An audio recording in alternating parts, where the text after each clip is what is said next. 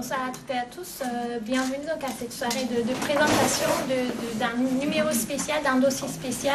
sur la Turquie qui vient de paraître donc, dans la revue Mouvement. C'est un dossier qui s'intitule Turquie autoritaire, Turquie contestataire. Et nous avons aujourd'hui donc 4 intervenants, 4 contributeurs du dossier.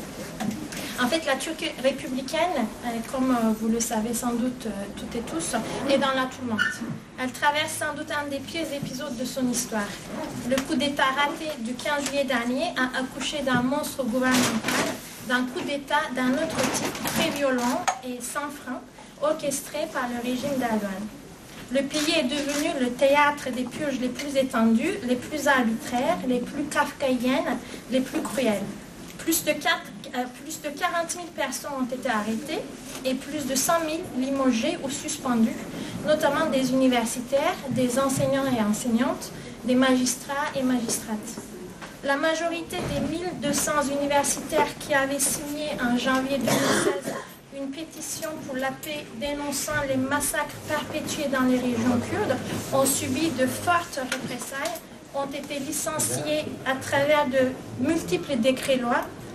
dans l'état d'urgence, voire ont perdu l'essentiel de leurs droits de citoyens tout en étant taxés de terroristes. 2 enseignants, Nouriye et Semih, en grève de la faim depuis aujourd'hui 100 jours pour exiger leur poste, ont récemment été arrêtés et mis en prison en tant que terroristes puisque leur action, devenue trop visible, y compris sur l'arène internationale, a été jugée dérangeante, donc à camoufler et à contenir. Leur vie est désormais en danger plus qu'à jamais, l'isolation qui leur est infligée étant précisément destinée à se débarrasser d'eux au plus vite et dans le silence. Les journalistes ont également été mis en prison en masse, à commencer par les opposants au régime, dont l'essentiel des journalistes quotidiens laïcs Cumhuriyet. Et la plupart de ces journalistes dissidents sont accusés de complicité avec la confrérie de Gülen, à l'origine, donc supposée être à l'origine du coup d'État du 15 juillet, alors même que ces journalistes sont pour certains les plus fervents dénonciateurs et depuis longue date de ce même réseau islamiste et des menaces qu'il potentialise. La machine autoritaire, voire dictatoriale, avale enfin les élus, les maires, les députés. Les principaux dirigeants du parti HDP, Parti démocratique des peuples, placé au rang des principaux partis d'opposition lors des élections du 7 juin 2015, en soustrayant ainsi au parti d'Erdogan sa majorité absolue, sont emprisonnés. Hier, la machine à avaler la voix du peuple a aussi touché le principal parti d'opposition, le CHP, donc le Parti républicain du peuple, dont un député est condamné désormais à 25 ans de prison pour avoir révélé, il y a 2 ans, le transport vers la Syrie des armes insérées dans des convois des services secrets turcs. Il n'y a pas que des problèmes de répression ou de pratiques liberticides, d'ailleurs, qui, au-delà des cibles citées, visent d'ailleurs de manière globale toutes aux résistances sous prétexte donc, de lutte contre le terrorisme. Il y a plus encore le problème d'ultranationalisme rampant, apportant comme seule réponse au problème kurde des massacres répétés dans les régions kurdes. Il y a le problème de fraude électorale qui est entré dans une phase non seulement de systématisation ou systémisation, puisqu'il est devenu systémique, et aussi dans une phase de normalisation rapide avec le référendum donc du 16 avril dernier. Il y a le problème d'islamisation accrue de la société et de ses institutions, à commencer par celle de l'éducation nationale. Il y a les violences envers les femmes doublées voire triplées en intensité depuis les dernières années. Il y a encore le problème de corruption, mais aussi de néolibéralisme et de destruction environnementale et urbaine inégalée, opérée à grande vitesse par l'AKP depuis son arrivée au pouvoir. Et tout cela sans parler de très nombreux problèmes géopolitiques littéralement fabriqués par ce parti et de ses profondes stratégies de politique extérieure dans un contexte marqué par la guerre civile syrienne et la montée de Daesh, entre autres. Certes, tout n'a pas commencé en juillet 2016. La dérive ultra-autoritaire de l'AKP date de la deuxième moitié des années 2000 déjà, voire d'avant.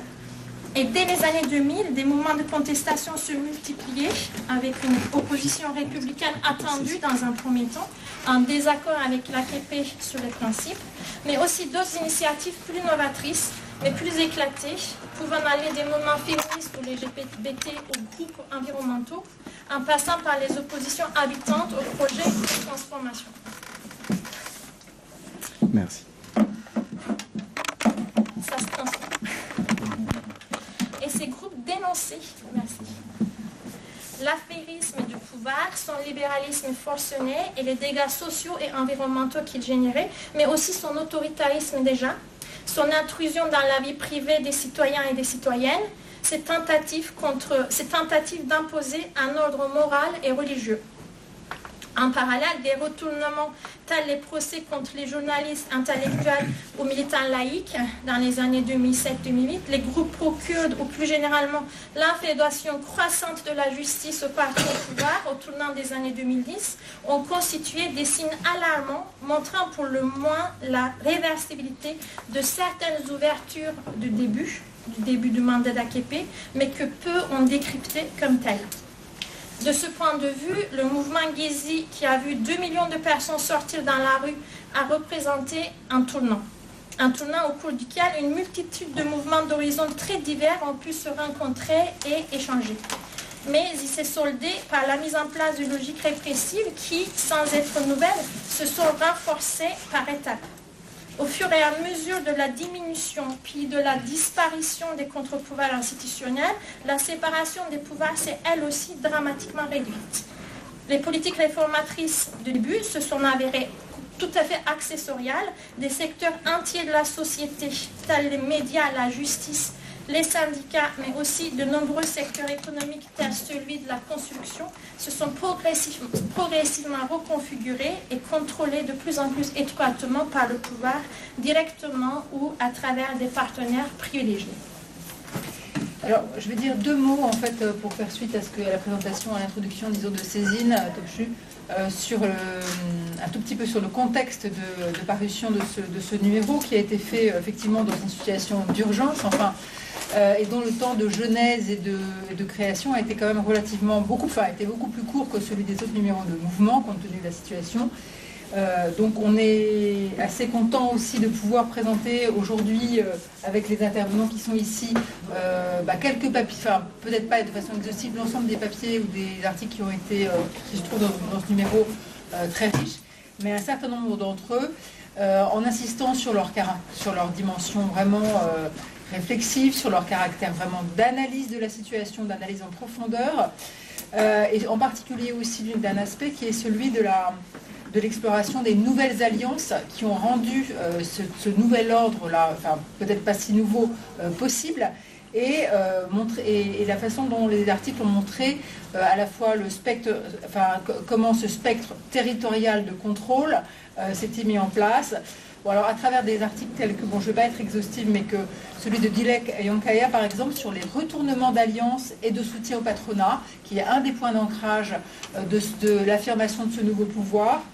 et par la focalisation explosive sur une des formations et le lâchage des autres formations patronales.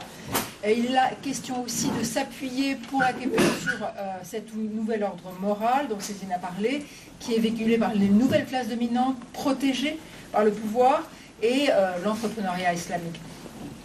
On a aussi, dans le même ordre d'idées, l'article de Ichil Erdinç, qui montre également comment les syndicats ont été mis au pas,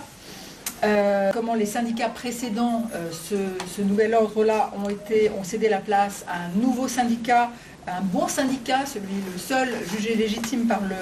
l'AKP. Là aussi, les questions d'ordre moral et les questions de clientélisme aussi basées sur des valeurs dominantes.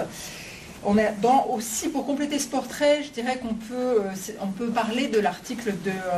Sümbül Kaya sur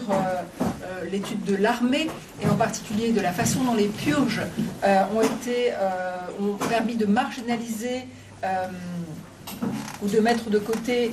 les secteurs, les branches, disons, en apparence les plus vulnérables à la contestation, par un système donc de purge ciblée. mais je dirais également que ce système, que cette omniprésence de l'AKP dans toutes les sphères de pouvoir, de l'économie, du social, est également très visible dans la production de la ville. Tu as parlé, je crois que tu voulais parler en tout cas de la sphère de la construction, c'est peut-être un peu plus tard, mais c'est visible dans toutes les sphères aussi de l'urbain, à la fois dans la production de la ville. Cécile a parlé de la destruction environnementale accélérée, et c'est vrai aussi pour la répression des luttes urbaines. Et en fait, on a là plusieurs articles qui témoignent, par exemple pour l'article de Jean-François Pérouse, effectivement qui réfléchit à nouveau sur cet événement, sur Gezi, non pas comme événement précisément, mais comme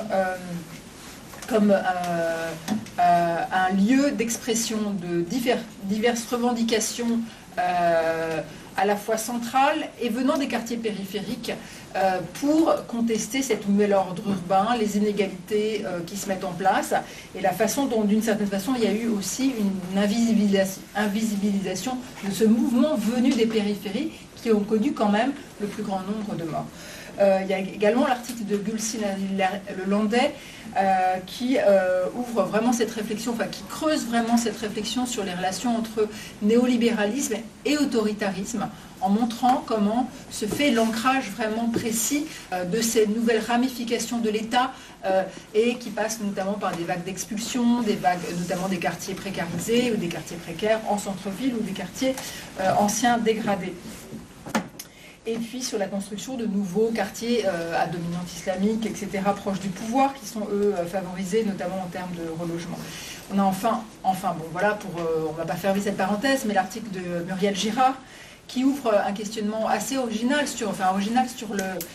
la quête, à la fois sur la relation entre la quête identitaire et la force du nationalisme à l'œuvre dans le travail de reconfiguration patrimoniale ou d'invention patrimoniale en Turquie. Alors que dans le même temps, depuis un certain nombre d'années, le gouvernement n'a de cesse de gommer la présence des minorités, notamment en Anatolie aussi. Alors de la conservation sélective, comme le dit Muriel Girard, des bâtiments et de la mémoire à la destruction, le pas a été franchi, comme le montre l'article de Clémence Scalberrussel sur les villes d'Anatolie et sur le traitement qui a été réservé aux villes à dominante kurde qui ont exprimé des revendications très fortes et des contestations ces dernières années. Donc c'est aussi autour, donc on voit qu'on passe là d'une réflexion en termes d'alliance à celui sur les tiraillements, mais aussi la force de négation de la diversité dont témoigne, et je finirai sur cet exemple d'article, l'article de Pinar Selak, bien entendu, dans son article sur le mouvement féministe en Turquie. Je vous invite bien entendu à lire.